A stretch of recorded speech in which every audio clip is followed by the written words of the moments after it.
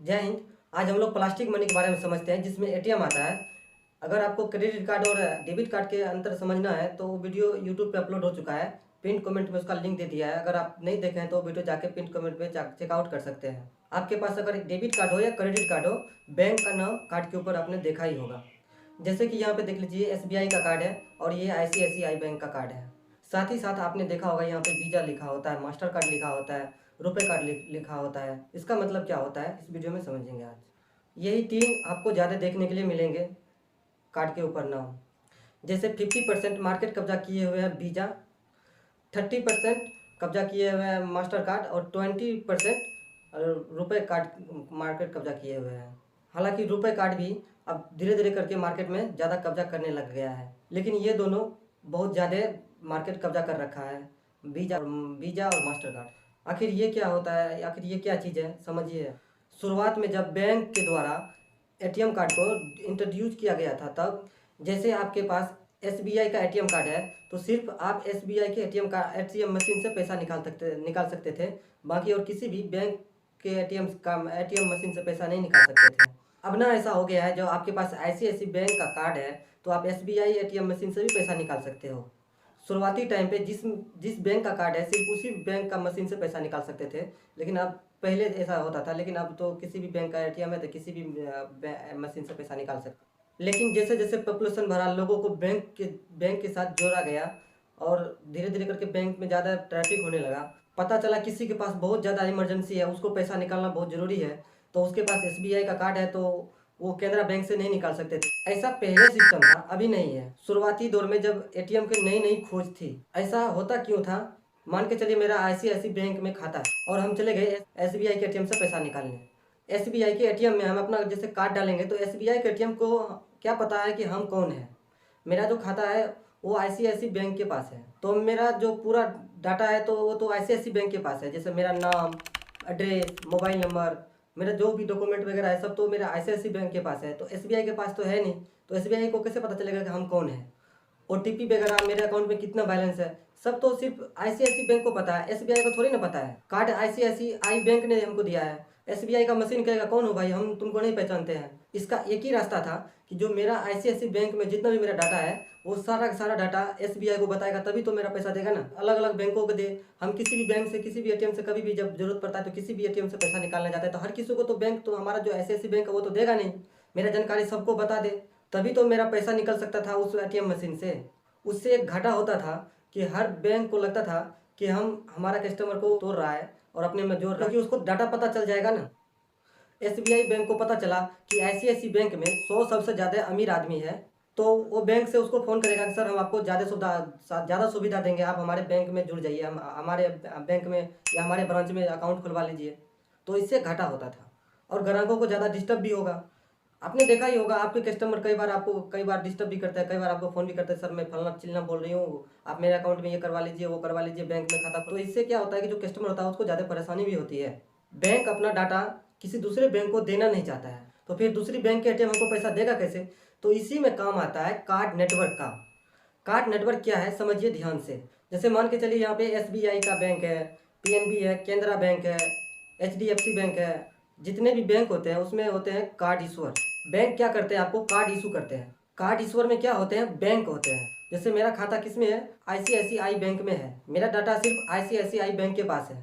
Bank क्या करेगा, मेरी सारी जानकारी कार्ड नेटवर्क को दे देगा। जो मेरे कार्ड पे नेटवर्क लिखा होगा या रुपए कार्ड लिखा होगा या वीजा कार्ड लिखा हुआ होगा या मास्टर कार्ड लिखा होगा, उनके पास हमारे जानकारी दे देंगे। इसमें क्या दो लोगों के पास जानकारी होती है, पहला बैंक के पास, दूसरा कार्ड नेटवर्क के पास। जिस कार्ड नेटवर्क का मेरे पास कार्ड है, सिर्फ ये दो ही के पास मेरी जानकारी है, बाकी और किसी के पास नहीं है। कार्ड नेटवर्क का नियम होता है कि ये जानकारी किसी दूसरे के साथ साझा कर ही नहीं सकता है। अब क्या होगा, मान के चलिए मेरा आईसीआईसीआई बैंक में मेरा पैसा था और हम चले गए एसबीआई में पैसा निकालने के लिए, और एसबीआई को हमारे बारे में कुछ पता ही नहीं है। एसबीआई का एटीएम मशीन आईसीआईसीआई बैंक से मेरे बारे में पूछ भी नहीं सकता है। अगर पूछेगा भी तो आईसीआईसीआई बैंक है ना, वो बताएगा भी नहीं। आईसीआईसीआई बैंक मेरी जानकारी किसको दे रखा है, कार्ड नेटवर्क को। जैसे मान के चलिए मेरे पास रुपए कार्ड का कार्ड है, एसबीआई का एटीएम मेरा जो कार्ड नेटवर्क है रुपए, उससे मेरा डाटा मांगेगा और रुपए उसको प्रोवाइड कर देगा, पूरा पूरा पूरा कुछ डाटा दे देंगे और उसको सब बता देंगे, भाई हाँ आदमी ये सही है, इसके पास इसका ही पैसा है और इसके अकाउंट है, इसमें से पैसा जितना निकालना चाहता है उतना निकाल दे रहा है, ले रहा है तो उसको लेने दो। अब आप समझ गए, किसी भी बैंक से, किसी भी एटीएम मशीन से, किसी किसी भी बैंक कार्ड से पैसा निकाल सकते हैं। किसके माध्यम से निकाल सकते हैं? कार्ड नेटवर्क के माध्यम से। डाटा इन्हीं के पास रहता है, यही आपको ओटीपी सेंड करते हैं, कार्ड बना के भी यही देते हैं आपको, और कार्ड बना के यही भेजते भी हैं आपके घर तक, यही पहुंचाता भी यही है। अलग अलग आपको सुविधाएं देते हैं, आपके नंबर ब्लॉक करते हैं, या आपके एटीएम कार्ड या डेबिट कार्ड भी ब्लॉक करते हैं, सब यही करते हैं, कार्ड नेटवर्क ही करते हैं। इसके बदले में आपसे जो चार्ज लेते हैं ना, ये कार्ड नेटवर्क ही चार्ज लेते हैं। लेकिन ये कार्ड नेटवर्क बताते नहीं है कि हम आपको 500-600 रुपये तक का साल भर का चार्ज लेते हैं। कार्ड इशूअर बैंक को कहते हैं कि भाई देख, हमने एटीएम कार्ड दिया, इतना सारे सुविधा दे रहे हैं, और इसका जो है ना 600 रुपये काट करके मेरे पास भेज दे। भैया ये तुम्हारा ग्राहक है, इसका हर एक साल 500 रुपया काट लेना और हमारे पास पहुंचा देना। जैसे मान लीजिए हमारा ICICI बैंक में अकाउंट है और हम पैसा निकालने किस में गए? केनरा बैंक में गए, केनरा बैंक के एटीएम में गए, तो वो सारा जानकारी कहाँ से मांगेगा? कार्ड नेटवर्क से मांगेगा। और सारा जानकारी कार्ड नेटवर्क की प्रोवाइड भी कराएगा केनरा बैंक के एटीएम को, और वो बता भी देगा कि इसके अकाउंट में इतना पैसा है, इतना पैसा निकाल रहा है, उसको इतना पैसा दे दो। अगर कार्ड नेटवर्क से नहीं मांग करके वो बैंक से मांगता है तो वो बैंक उसको देगा भी नहीं। और ये कार्ड नेटवर्क मेरा, जैसे मान लीजिए मास्टर कार्ड भी हो सकता है, वीजा भी हो सकता है, रुपए भी हो सकता है। एटीएम मशीन होता है ना, वो डाटा किसी को सेव नहीं करता है। अब बात आती है कि इन तीनों कार्डों में से कौन सा कार्ड सबसे ज़्यादा बेस्ट है? रुपए, वीजा, मास्टर कार्ड, इनमें से बेस्ट कौन?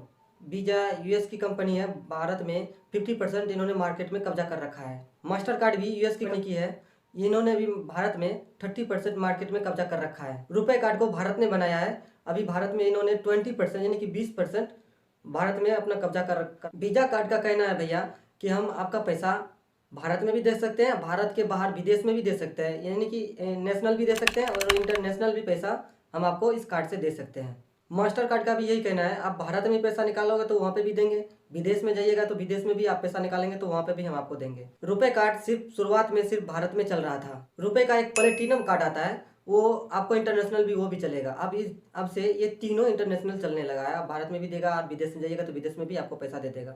लेकिन बैंक में आपको खास करके बोलना पड़ेगा कि हमको विदेश वगैरह जाना होता है, तो आप हमें रुपए का प्लेटिनम कार्ड दे दीजिए, तो वो आपको प्लेटिनम कार्ड दे देगा। तो प्लेटिनम से भी आप रुपए से भी पैसा विदेश में भी निकाल सकते हैं, भारत में भी निकाल सकते हैं। अगर आप भारत में ही रहते हो, भारत से कहीं बाहर नहीं जाते हो, तो आप जब बैंक से कार्ड इशू करवाते हो तो आप उनको बोलिए कि हमको सिर्फ रुपए का ही कार्ड चाहिए। पेनल्टी वगैरह मारता है एटीएम कार्ड से, तो उसमें क्या, जो वीजा मास्टर कार्ड होता है ना, उसमें काफ़ी ज़्यादा लगता है, तो उसका पैसा जो कट के जाता है तो वो हमारे पैसा लेकर के वो विदेश चले जाते हैं। आप बाहर भी जाते हो तो आप उसका प्लेटिनम ले लीजिए रुपए का, आप जाइए बाहर, जहाँ विदेश जाना है वहाँ पे जाइए। लेकिन हिंदुस्तान में 90% ऐसे आदमी हैं जो सिर्फ इंडिया में रहते हैं, भारत में रहते हैं, भारत से बाहर जाते नहीं हैं, फिर भी उसको मास्टर कार्ड और वीजा ही कार्ड चाहिए। इन तीनों में अंतर समझ में आ गया। अब ये विदेशी कंपनी में ये खराबी क्या थी, आपका डाटा तो ले लेते थे, चाहे वीजा हो या मास्टर कार्ड, ये डाटा सेव कैसे करेंगे? जैसे कि हम लोग को कोई जानकारी सेव करना है, मेरा नाम, मोबाइल नंबर सेव हम अपना मोबाइल में सेव कर लेते हैं। अगर फोटो सेव करना है तो फोटो किसकी गैलरी में सेव कर लेते हैं। लेकिन बहुत ज़्यादा चीज़ सेव करना हो तो पेन ड्राइव में सेव करते हैं, उससे भी बड़ा हो गया तो हार्ड ड्राइव में। अगर हमें पूरी दुनिया की डाटा सेव करनी हो तो हमें डाटा हाउस में सेव करते हैं, बिल्डिंग बना करके हार्ड डिस्क डाल के उसमें दुनिया भर की डाटा सेव कर सकते हैं, उसे डाटा हाउस कहते हैं। इसी में सबका डाटा होता है। मास्टर कार्ड का क्या था कि जो डाटा वाला सेंटर था ना, वो इंडिया में था ही नहीं। भारत सरकार और आरबीआई ने 6 अप्रैल 2019 को ही कह दिया था, रुपए तो भारत का ही है, मास्टर कार्ड हो या वीजा, उसको डाटा सेंटर भारत में ही बनाना होगा और भारत का डाटा भारत में ही रखना होगा, विदेश नहीं ले जा सकते। अब आप कहिएगा कि जो अमेरिका की कंपनी है मास्टर कार्ड, अगर वो डाटा यूएस में भी ले जा रहा है तो क्या दिक्कत है? दिक्कत ये है कि उसको पता चल जाएगा कि फलना के अकाउंट में इतना बड़ा पैसा, मतलब ज़्यादा अमाउंट रहता है। डाटा किसी और कंपनी के साथ बेच देगी और जिसके साथ बेचेगी वो आपको बार बार आपको फ़ोन करेंगे या आपको परेशान करेंगे, आपको ऐड दिखाएंगे। फेसबुक, यूट्यूब, गूगल, जिसके अकाउंट में ज़्यादा कम पैसा है उसके पास छोटा बाइक का ऐड दिखाएगा या छोटी मोटी चीज़ का ऐड दिखाएगा। जिसके पास ज़्यादा पैसा है उसके पास बहुत बड़े बड़े जो कार होते हैं उनका ऐड दिखाएगा कि आप ये गाड़ी लीजिए, वो गाड़ी ले लीजिए। तो इसके लिए भारत सरकार ने कहा है, इससे फायदा उसको हो जाएगा और सारा खेल जो है ना डाटा के चल रहा है। आप गूगल पे एक बार मोबाइल फ़ोन सर्च कर लीजिए, आप जितना बार भी आप यूट्यूब खोलिएगा आपको 2-3 दिन तक तो उसी का ऐड दिखाता रहेगा, मोबाइल का ही ऐड दिखाएगा। इसीलिए सरकार ने कहा जो हमारा डाटा है हमारे यहाँ यूज कीजिए और हमारे यहाँ ही रखिए, उस कस्टमर को चुन सके। इसीलिए भारत सरकार ने कहा कि डाटा का लोकलाइजन हमारे यहाँ कीजिए 6 महीना के अंदर। लेकिन बीच में कोरोना घुस गया। फिर बाद में सरकार ने कहा 22 जुलाई 2021 तक, आज के दिन तक में हमें डाटा सेंटर जो भी जिस भी कार्ड का है हमें भारत में चाहिए। इतने दिन तक में भी मास्टर कार्ड ने नहीं किया। तब आरबीआई ने कह दिया कि मास्टर कार्ड अब इस नई कार्ड कोई भी इशू नहीं कर सकता। आपने जितना कार्ड इशू किया है उस पर कोई दिक्कत नहीं होगा, आप नए कार्ड इशू नहीं कर सकते। जब तक आप नया डाटा सेंटर भारत में नहीं बना लेते तब तक आप कोई भी कार्ड इशू नहीं कर सकते। मास्टर कार्ड ने भी कह दिया कि जब तक हम डाटा सेंटर भारत में नहीं बनाएंगे तब तक हम कोई भी कार्ड इशू नहीं करेंगे। आप ये कार्ड वगैरह समझ गए। इसके अलावा भी बहुत सारे अकाउंट वगैरह होते हैं, वो समझते हैं। इसके अलावा देखिएगा जो चेक भरने में काफ़ी कंडीशन होते हैं, बैरियर चेक, क्रॉस चेक और ऑर्डर चेक, अकाउंट पे चेक। साथ ही आजकल पैसा ट्रांसफर में भी यूपीआई काफ़ी चल रहा है। बैंक में जाइएगा तो आप बोले पूछेगा कि एनईएफटी करना है या आरटीजीएस करना है। बैंक अकाउंट में भी जब टाइप देखिएगा तो सेविंग हो सकता है, करेंट अकाउंट हो सकता है, रिकरिंग अकाउंट जिसे आरटी कहते हैं, फिक्स डिपॉजिट जिसे एफडी कहते हैं, डीमेट अकाउंट जिसमें शेयर मार्केट खुलते हैं, एनआरआई अकाउंट जो बाहर में काम करते हैं उसके लिए खुलते हैं। अलग अलग अकाउंट में क्या डिफरेंस होते हैं। उम्मीद करता हूँ कि आपको ये वीडियो अच्छी लगी होगी। अगर अच्छी लगी है तो इस वीडियो को लाइक, कमेंट, शेयर, सब्सक्राइब जरूर कीजिएगा। मिलते हैं अगले वीडियो में, तब तक के लिए जय हिंद।